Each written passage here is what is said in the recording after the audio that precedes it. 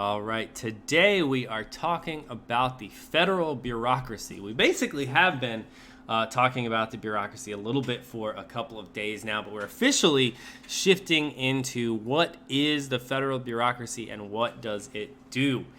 In the picture here, you see a big aerial view of Washington, D.C. Right in the middle there, you see the Capitol building where Congress is.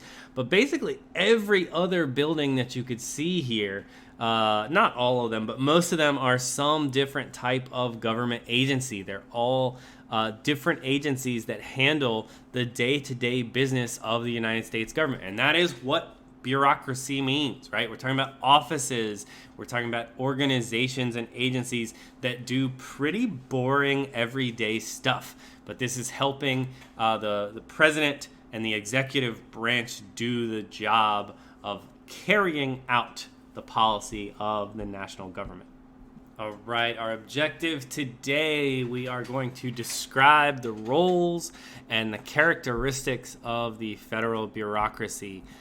Because we need to explain why the United States uses a large federal bureaucracy. So in order to do that, we need to make sure we know the roles of the bureaucracy. We need to know the characteristics of a federal bureaucracy. And then we'll be able to answer the big question today: why is there a federal bureaucracy? All right, first today we're going to talk about what is the bureaucracy. And the first picture we looked at, you saw an aerial view of Washington, D.C. So that is all across Washington, D.C., all the different agencies and offices that work there. And you might recognize this building. This is the corner of Poplar and Front downtown. This is the federal building in downtown Memphis. So this is also part of the federal bureaucracy. We're going to talk about this, but this is just a building in Memphis that houses a variety of different offices for the federal government. So for example, our congressmen's offices are in there, but all sorts of different agencies that are important in the United States. And so we'll talk about all the different things that make up that. Little fun fact, over there on the left, you see the smaller building on the far left. That's my house. So there I am. I'm waving at you from one of the windows there. All right, let's answer a question that you've probably had the whole time here. What is a bureaucracy? When we say bureaucracy, we are talking about a body of government officials that aren't elected. These are regular people that got hired to do regular jobs. So there are millions of people that do the work, the day-to-day work of the federal government. And these people are scattered all over the country. They're going to perform the main tasks of the government, which is policy implementation. Like when you interact with the United States government, you have interacted with people working for the bureaucracy, right? You have maybe dealt with people in the Social Security office or something like that, or your post office would have people working for the federal government. They're just doing day-to-day carrying out the policy of the United States. Now, these people are chosen for their jobs based on expertise and experience. They're not hired for their political opinions. They're not hired for being Democrats or Republicans. They're hired because they're qualified to be a park ranger, or they're hired because they're qualified to do air traffic control. So these are regular people that got the training and expertise to do regular everyday jobs for the government. All right, why do we have a large federal bureaucracy?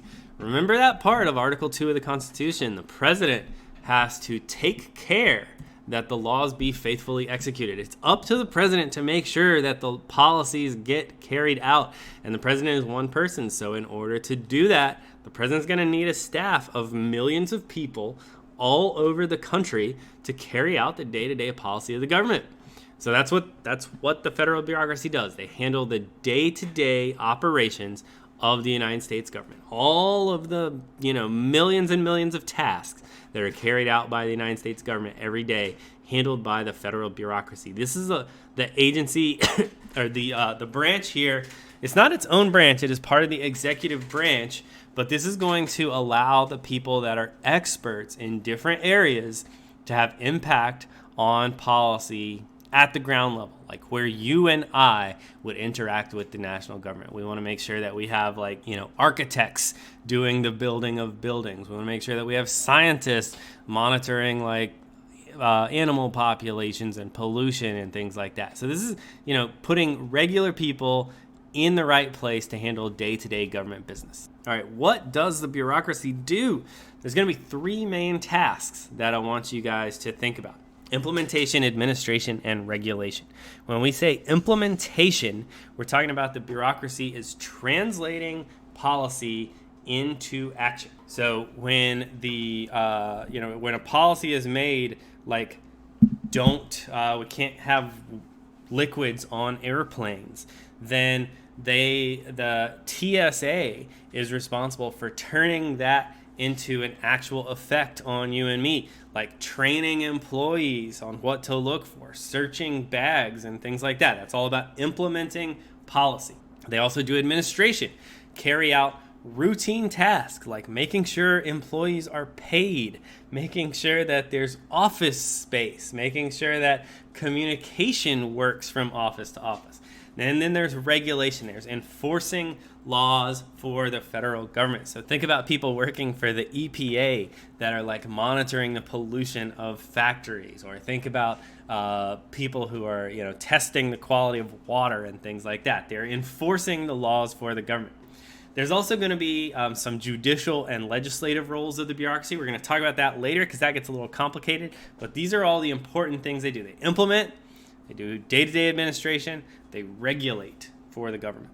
All right, and then let's talk about who is the federal bureaucracy. Chances are you probably know them. You probably know somebody that works for the federal government, maybe even if that person is just your mail carrier. But there are about 3 million employees of the United States government. A lot of the work is concentrated in Washington, D.C. Like, we know all the big offices are in Washington, D.C., but the majority of these people are spread out all across the country because they're delivering services to you. So, like, your mailman needs to be close to you. And so these are mostly, we're talking about regular people doing regular jobs. These are not people that get their jobs because of like charisma or appeal to voters, or because they're Democrats or Republicans, but they've got some kind of training that makes them qualified for a regular everyday job. The great part about the federal bureaucracy, especially compared to the branches, the three main branches of government, the demographics of the bureaucracy look like the population of the United States. The bureaucracy is racially diverse. The bureaucracy is made up of people with all different levels of education. It's made up of people making like regular average amounts of money. So this is the branch, or not the branch, but this is the part of the government that looks like America. And so this is an important thing to remember about the federal bureaucracy.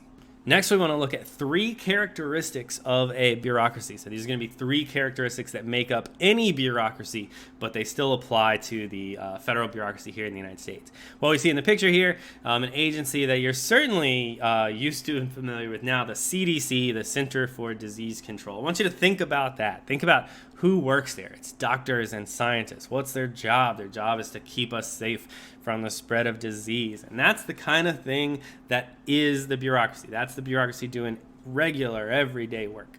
All right, the first characteristic of any bureaucracy would be a hierarchal authority structure of some kind here. So this is like a chain of command system. There's going to be tons and tons of people on the bottom level actually doing the work and interaction. And then there's going to be a few people in leadership up at the top. So this is a hierarchical structure. We talked about this with the president and the president's staff, but this is definitely going to occur on large scale with the whole federal bureaucracy because there's so many people to deal with. The people at the bottom level, this is a term you need to know. We call these street level bureaucrats. These are the people that interact with the public. So if you're getting on an airplane, a TSA agent goes through your luggage. That is a street level bureaucrat. When the mail carrier delivers mail to your home, that is a street level bureaucrat. When the EPA agent goes into a factory, a street level bureaucrat. When an IRS worker deals with your taxes, that is a street level bureaucrat. They're providing the service directly to you. They do the hands-on implementation, the carrying out of policy. They do not make the policies. It's just their job to carry out those policies. The decision makers, those are the people in the executive branch. They're in Washington making the policies or making decisions about the policies. So we'll talk about them eventually. But Think about this chain of command, this hierarchical structure, street level bureaucrats at the bottom, important executive decision makers up in Washington, up at the top. Second characteristic of a bureaucracy would be a formalized set of rules. Formal rules are very important. The bureaucracy, of course, is the government. 14th Amendment says everyone must be treated exactly the same by the government, and so the bureaucracy is designed to treat all people exactly the same all the time. So there are many, many, many, many rules, and the bureaucrats do not get to bend the rules. They don't get to ignore the rules or anything like that. So what we're trying to do is we're trying to make sure that there's no special treatment here, right? That everyone gets the same treatment from the government. So we call this standard operating procedure.